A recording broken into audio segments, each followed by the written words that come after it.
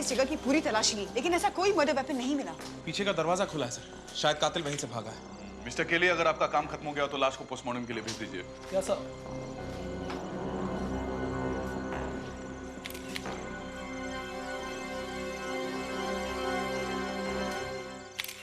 जग्गी की मौत से दो बातें सामने आती हैं।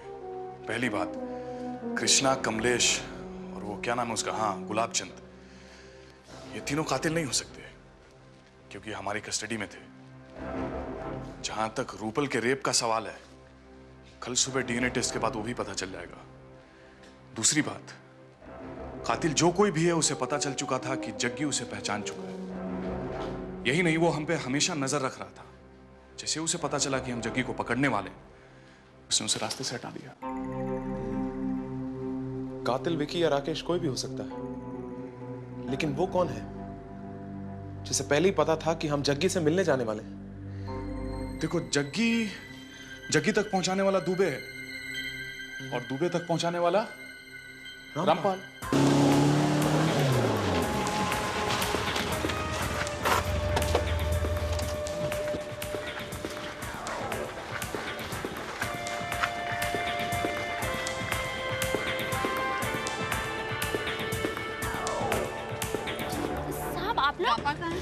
जी, वो तो उसी वक्त विरार चले गए थे, हमारे एक रिश्तेदार के पास। जब आप लोग उनसे मिलकर गए थे ना, वैसे कल सुबह तक वो जरूर आ जाएंगे। सच कह रही हैं आप? जी हाँ साहब। ठीक है, उनसे कहिएगा हमारे उनसे मुलाकात हो नहीं पाई, आके जरा हमसे मिल लें। जी साहब, जरूर। थैंक यू विजय, हम किसी तरह कोई रिस्क नहीं ले सकते। रामपाल हमें चाहिए किसी भी हालत में। सर, आपके कहने का मतलब ये तो नहीं कि रामपाल कातिल है? बिल्कुल हो सकता है। एक काम करो, हमारे किसी स्टाफ को प्लेन क्लोथ्स में यहाँ पे ड्यूटी पर लगा दो और उससे पल पल की खबर लेते रहना। सर, हम या I know that. Sir, Jaggi की पोस्टमार्टम की रिपोर्ट आ गई है। Okay, I will get back to you. Bye.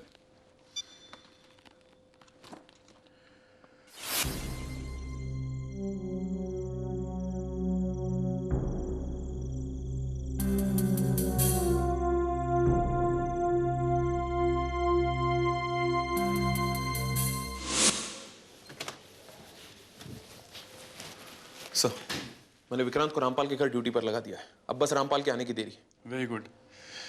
Jaggi और पोस्टमार्टम रिपोर्ट से तो ये पता चलता है कि जग्गी और रूपल के मर्डर करने का तरीका सेम है, यानी कि कातिल एक ही है। बस अब डीएनए टेस्ट का इंतजार है।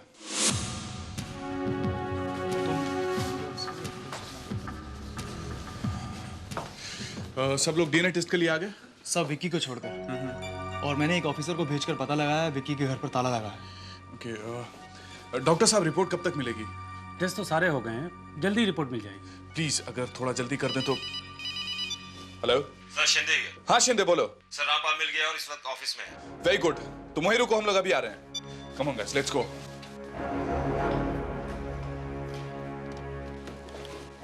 साहब नमस्ते। क्या खबर है साहब?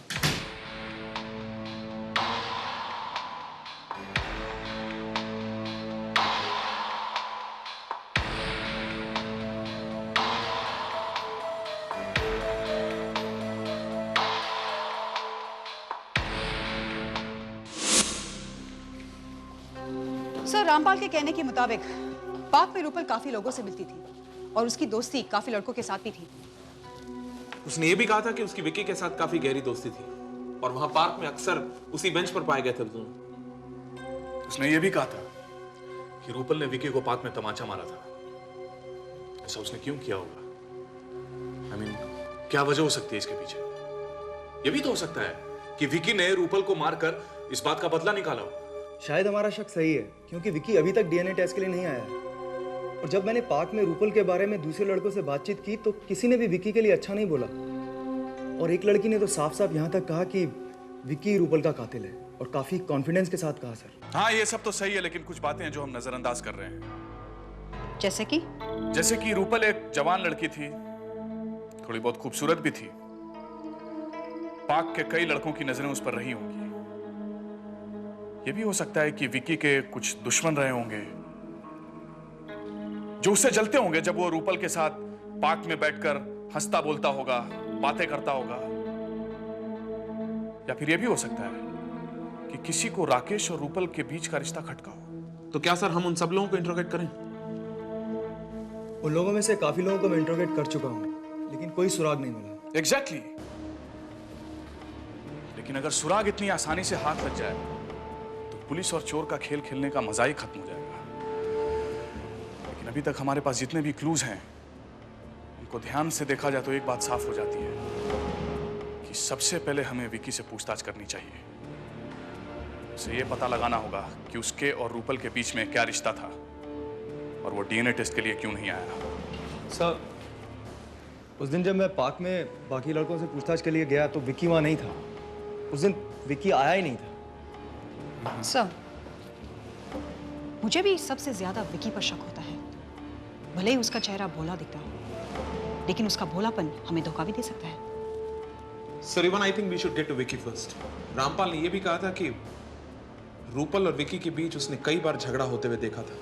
फाइन देन, जाओ विकी को तलाश करो, जैसे ही मिले उसे यहाँ ले आओ। Sir, But at the same time, we should not overlook the facts that Rampal gave us. अपनी पार्क में आने जाने वाले हर आदमियों का रिकॉर्ड चेक करो, पता करो वो लोग कहाँ रहते हैं, क्या नाम है उनके, क्या टेलीफोन नंबर्स हैं, सब कुछ जल्दी।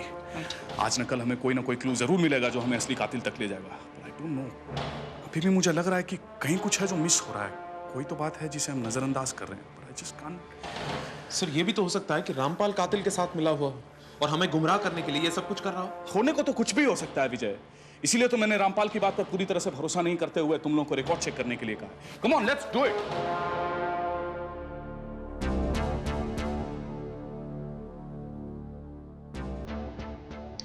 चलो।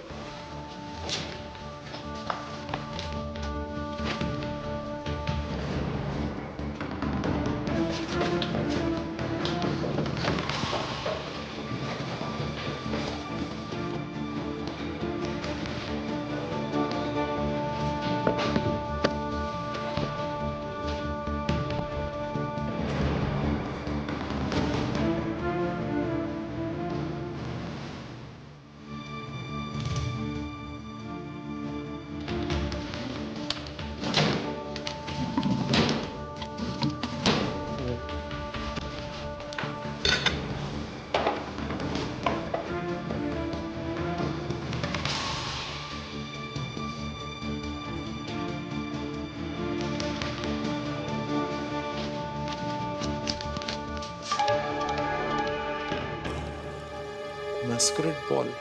सर, ये इनविटेशन कार्ड। 20 तारीख रात के 10 बजे। ये तो अभी है, जल्दी चलो।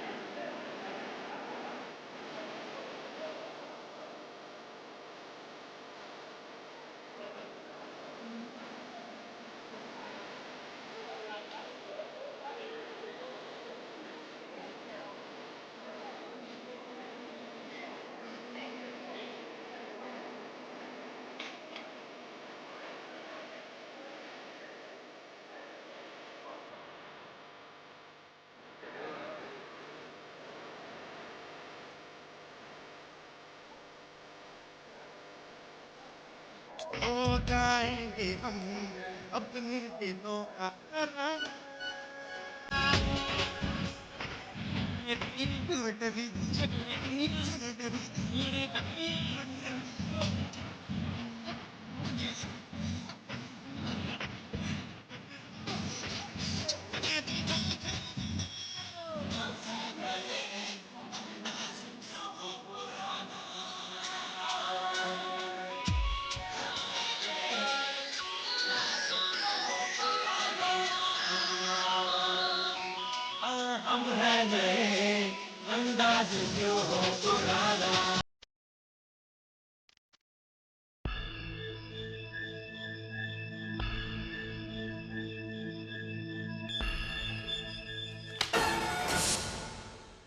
सर आपने इन्हें पहचाना कैसे?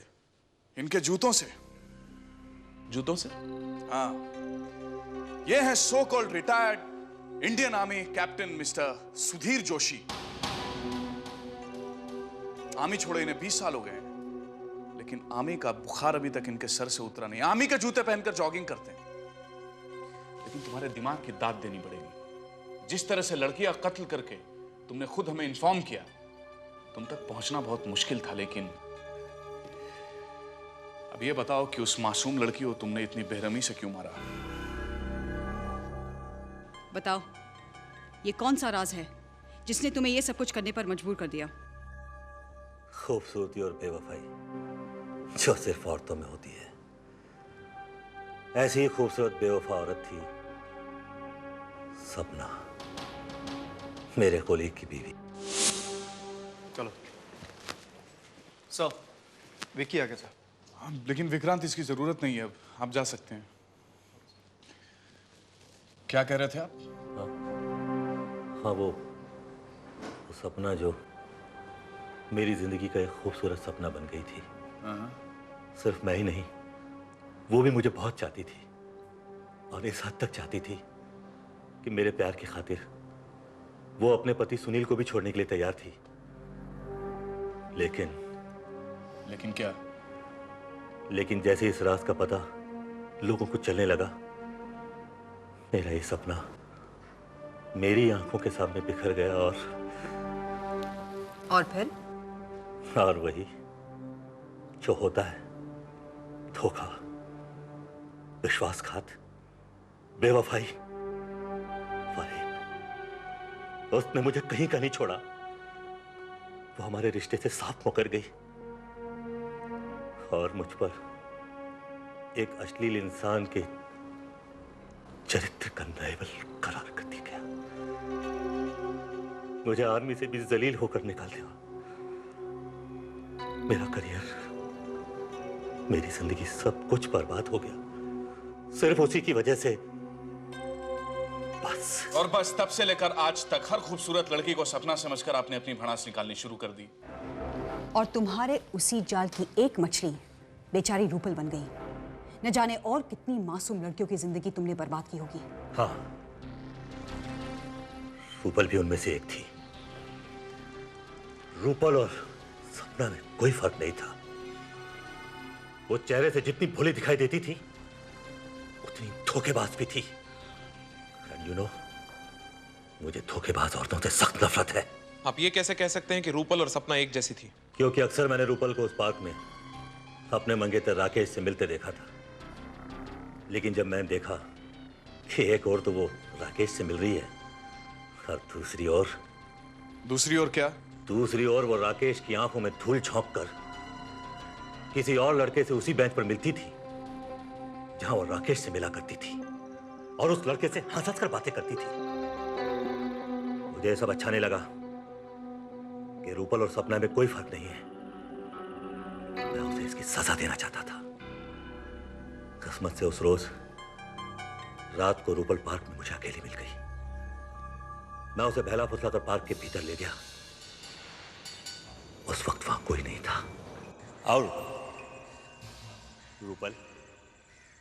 रूपल बेटा, तुम मुझे बताओ आखिर बात क्या है? कोई बात नहीं अंकल, वो मेरी एक पर्सनल प्रॉब्लम है, मैं उसे खुद सॉल्व कर लूँ। रूपल, ये ठीक है कि मैं तुमसे उम्र में बड़ा हूं, लेकिन फिर भी तुम मुझे अपना दोस्त समझो। रूपल, मेरी तरफ देखो। अंकल, मुझे घर जाना है। रूपल, मेरी तरफ देखो। ये क्या बदतमीजी अंकल, छोड़िए छोड़िए मेरा हाथ। बड़ी मुश्किल से तो हाथ पकड़े में आया है, ऐसे कैसे छोड़ दूं? छोड़िए वरना मैं चिल्लाऊंगी।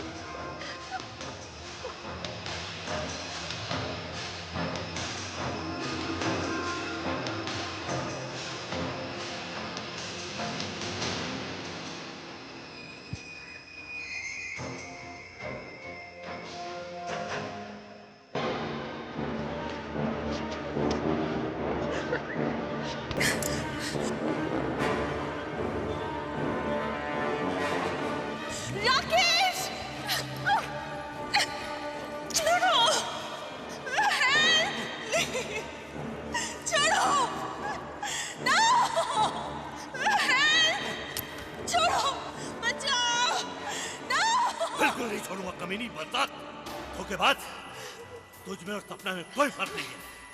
जिस तरह वो दो आदमियों से ताल्लुक रखती थी, तू भी कई आदमियों से ताल्लुक रखती है। मुझे धोखेबाजी से सख्त नफरत है। मैं नहीं छोड़ूंगा, तेरा खून कर दूंगा, नहीं छोड़ूंगा।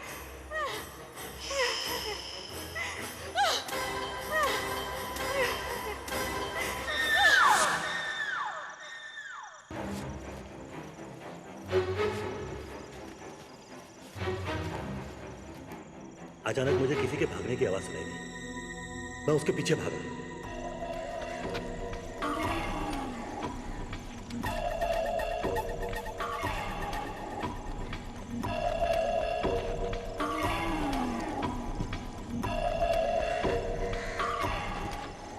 मगर वो मेरे हाथ से निकल गया। मैं जानता था कि उसने मुझे पहचान लिया है। मैंने रूपल के मर्डर का शक वॉचमैन गुलाबचंद पर डालने के लिए चाकू पर से फिंगरप्रिंट्स हटाए और गुलाबचंद के घर की तरफ गया। गुलाबचंद का घर पार्क के एकदम करीब था। मैंने उसके घर की खिड़की से चाकू भीतर फेंक दिया और इसीलिए रूपल के मर्डर की इंफॉर्मेशन देकर शुरू से मैं आप लोगों के साथ इन्वॉल्व हो गया और आपको फॉलो करता रहा। मुझे जब रामपाल ने बताया कि आप लोग किसी ड्रग एडिक्ट के बारे में इन्वेस्टिगेशन कर रहे हैं, तो मैं समझ गया कि जिसकी आपको तलाश है उसी की मुझे भी है। मुझे जब रामपाल ने बताया कि आप लोग किसी ड्रग एडिक्ट के बारे में इन्वेस्टिगेशन कर रहे हैं, तो मैं समझ गया कि जिसकी आपको तलाश है उसी की मुझे भी है। मैं सीधा जग्गी के घर जा पहुंचा।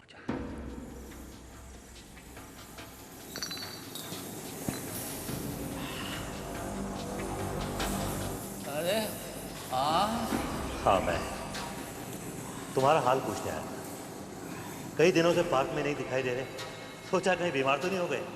मैं तो ठीक हूँ। वो नहीं, ठीक थे।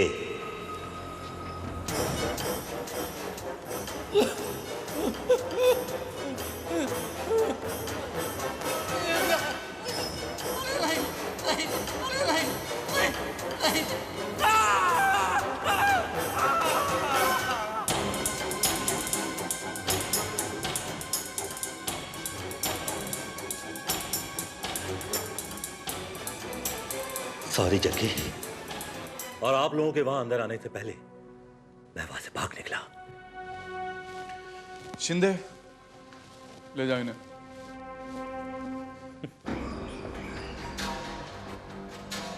Ha ha ha ha